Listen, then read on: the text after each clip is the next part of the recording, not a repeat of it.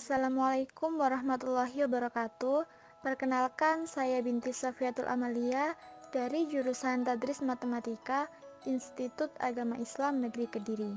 Kali ini saya akan membahas implementasi intercurrent dan teorema Fubini untuk menghitung volume di bawah kurva fungsi dua variabel.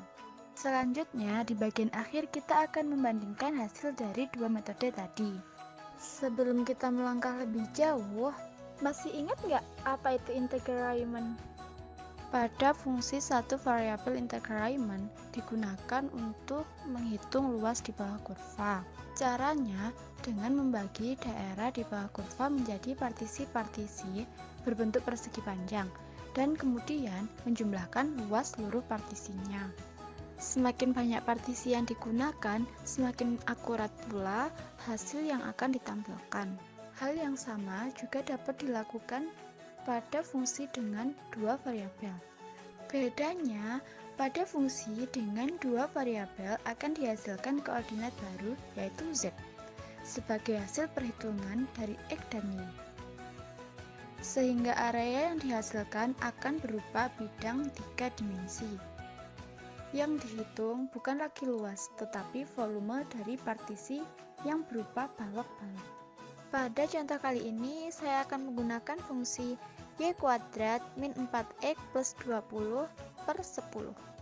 Dengan area R menempati x antara 0 hingga 4 dan y antara 0 hingga 10. Selanjutnya, sumbu x akan dibagi menjadi 2 partisi dan sumbu y dibagi menjadi 5 partisi. Sehingga total area dibagi menjadi 10 partisi. Tiap-tiap partisi memiliki panjang dan lebar 2, sehingga luas masing-masing partisi adalah 4. Kita sudah memiliki luas, selanjutnya kita harus mencari tinggi, karena volume balok adalah luas alas dikali tinggi. Tinggi balok diperoleh dengan memasukkan nilai x, y dari titik tengah partisi ke dalam persamaan. Misal pada partisi ini, nilai x berada dari 0 hingga 2. Dan nilai y-nya dari 0 hingga 2 pula, sehingga titik tengah adalah 1,1. Kita akan menghitung titik tengah pada partisi-partisi yang lain dengan cara yang sama. Setelah itu, tinggi balok diperoleh dengan memasukkan nilai x, y dari titik tengah partisi ke dalam persamaan. Setelah tinggi balok diketahui, langkah selanjutnya adalah menghitung volume tiap balok dan kemudian menjumlahkannya. Sehingga kita akan mengetahui taksiran volume pada persamaan tersebut. Sekarang kita mencoba menghitung volume di bawah kurva persamaan y kuadrat min 4x plus 20 per 10 dengan teorema Fubini. Di sini kita menggunakan integral rangkap 2. Mula-mula fungsi akan diintegralkan terhadap x dan kemudian hasilnya akan diintegralkan lagi terhadap y. Urutan ini dapat dibolak-balik, misalkan diintegralkan terhadap y dahulu, baru kemudian diintegralkan terhadap x. Selanjutnya, pembagi 10 dapat dikeluarkan dari integral karena merupakan konstanta. Saat diintegralkan terhadap x, y dianggap sebagai konstanta, sehingga hasilnya adalah y kuadrat x min 2x kuadrat plus 20x.